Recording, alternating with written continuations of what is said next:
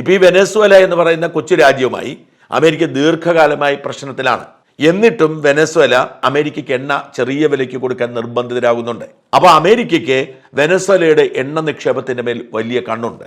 നമ്മളിൽ പലരും മറന്നുപോകുന്ന ഒരു സംഗതി, ലോകത്ത് ഏറ്റവും അധികം എണ്ണ നിക്ഷേപമുള്ളത് സൗദി അറേബ്യയിലോ മറ്റ് ഗൾഫ് രാജ്യങ്ങളിലോ അല്ല, നേരെ മറിച്ച് ലാറ്റിൻ അമേരിക്കൻ രാജ്യമായ വെനസ്വേലയിലാണ്.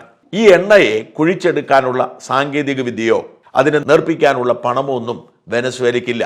എക്കാലത്തും അമേരിക്കയുടെ ഉപരോധമുണ്ട്, എണ്ണ വ്യാപാരത്തിന് അമേരിക്ക ഏർപ്പെടുത്തുന്ന തടസ്സങ്ങളുണ്ട്, കൂടെ വെനസ്വേലിയൻ ഭരണാധികാരികളുടെ അഴിമതിയുമുണ്ട്. അങ്ങനെ ലോകത്തെ ഏറ്റവും വലിയ എണ്ണ നിക്ഷേപമുള്ള ഈ വെനസ്വേലയെ പട്ടിണി രാജ്യമായി മുമ്പോട്ട് നയിക്കുന്നതിന് വെനസ്വേലയിലെ ഭരണാധികാരികൾക്ക് പോലെ തന്നെ അമേരിക്കയ്ക്കും പങ്കുണ്ട്.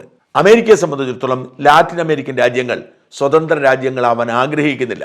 ലാറ്റിൻ അമേരിക്കയിലെ ഇടത് ചിന്ത തന്നെയാണ് അമേരിക്കയുടെ ഉറക്കം കെടുത്തുന്നത്. അതുകൊണ്ട് അവസരം കിട്ടുമ്പോഴൊക്കെ ലാറ്റിൻ അമേരിക്കൻ രാജ്യങ്ങളെ ദുർബലപ്പെടുത്തുക, അവിടെ കടന്നു കയറുക എന്നത് ഒരു അമേരിക്കൻ നയമാണ്. അമേരിക്കയുടെ സർവാധിപത്യം നിലനിർത്തുന്നതിന്റെ ഭാഗമാണ്.